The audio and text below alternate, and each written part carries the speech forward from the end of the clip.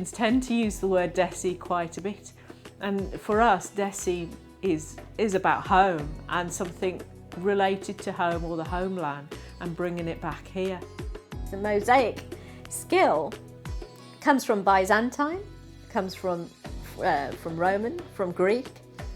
It actually isn't just a Western art form, it is coming from the East and the West. So it's a shorthand, it's a shortcut to a style, a vibrancy, about joy, and that's why I wanted to do a mosaic related to dance and music and that kind of Desi celebration. So I just started looking at colour combinations and figuring out what kind of colours I'd like to see in a dress, you know, and what kind of colour clashes I could have, because having colour clashes sometimes makes the colours dance, you know. I'm making my own language, I'm creating my own visual dictionary of how I cut, how I place things together, and it is a way of creating a new story as well. Because it brings together two different aspects of the dance and the celebration, the Harvest Festival. So it's almost like everybody's dancing because of the festival of life, really, the dance of life and the joy of life, because, hey, we survive another season because we've got, you know, the wheat in and, you know, the rice in and stuff like that, you know.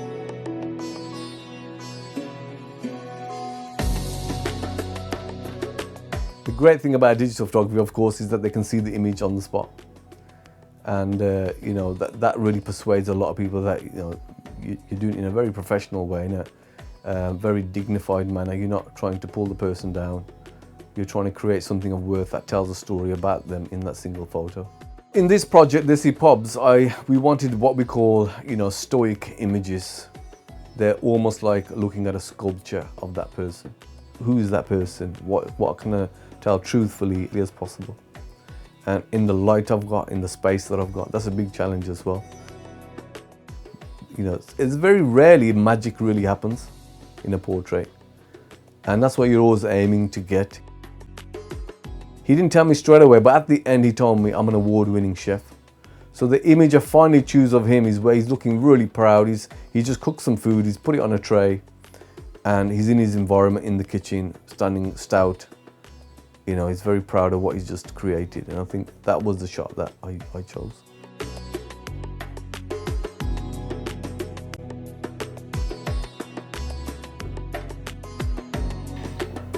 The tradition of a pub sign artist goes back a very long way. It started out in the days when most of the drinking public, if you like, were illiterate and they couldn't read names painted onto pubs, so they had illustrated pub signs, so that they knew when they'd found the red cow or the red lion or whatever, there would be a painting.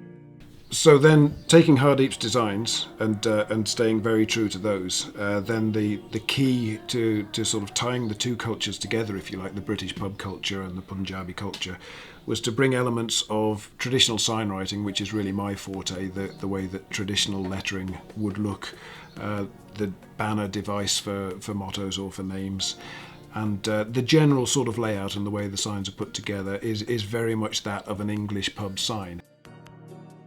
They're made out of a good quality plywood core, which is pretty much the traditional materials. In the very early days, of course, signs would have been made of just wooden boards that were side jointed, and possibly with a frame around.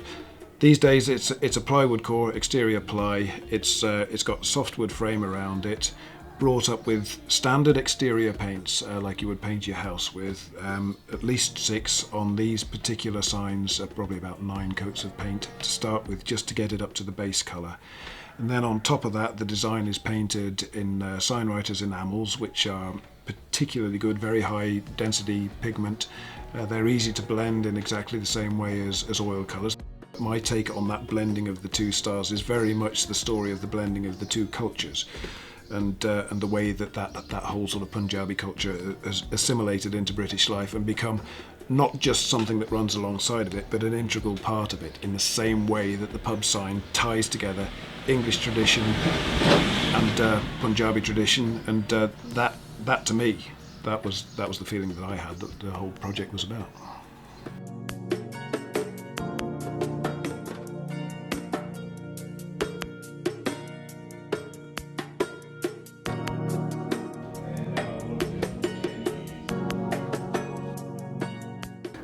A lot of my work is based on research. Because I work in visual images, which is what photography is.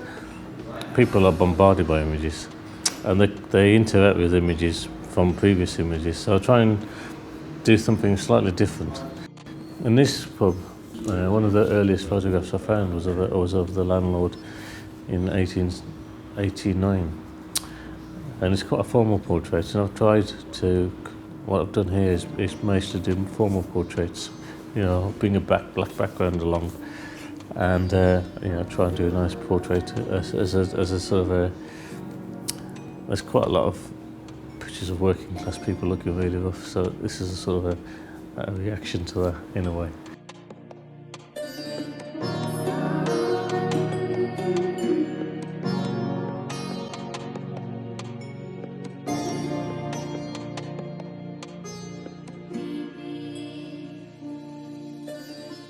I think over the last 40, 50 years, a lot of the old leaded windows and stained glass windows have been ripped out of pubs, and they've just had plastic windows put in, or, you know, for maintenance reasons and stuff. And for me, it was really good to approach this project and try and make a traditional leaded light window, but that's got a twist on your normal leaded light window. And on closer inspection, you actually find out a little bit more about the pub. We're painting 4 roundels on the window, and these roundels tell us about sort of the story of the early migrants to the Black Country area, but it's not one person's story, but you know, it's more or less about the young men that sort of came over in the 50s and 60s. Cutting the glass, painting the glass, silver staining the glass, which can give you a yellow on a coloured glass or a tinted glass, staining, painting the glass, different shading techniques, and then we'd go on to leading up the glass, soldering the glass together, and then it has to be cemented before it's ready to fit in the window. A lot of the glass in the windows is reclaimed glass, because a lot of these textures, like reeded glass, small Flemish, like old sort of stipple. Also the handmade glass, like the Hartley woods and stuff, you can't get any of these glasses anymore, and it really gives it that unique look that it's been there for like 100 years.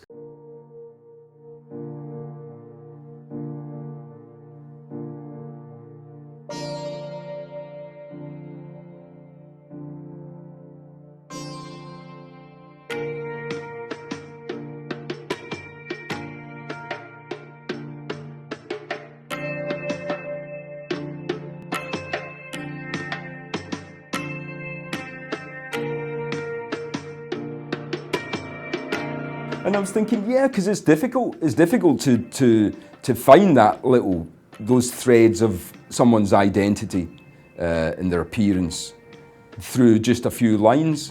You know, you need a little bit of luck on your side in those circumstances. Certain little things, quirky things, even a person's gait, the way they relax in a chair, can speak volumes about who they appear to be to everyone else.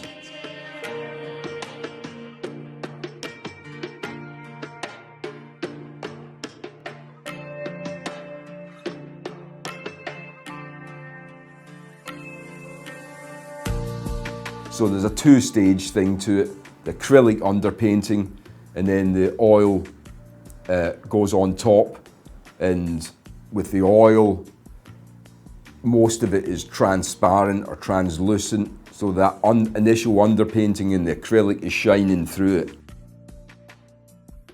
Sometimes when you hang a painting, it needs to have enough eyes cast upon it for you to have any assessment really of how good it is. You know, I'll try and do my best and just hope that all the rest falls into place.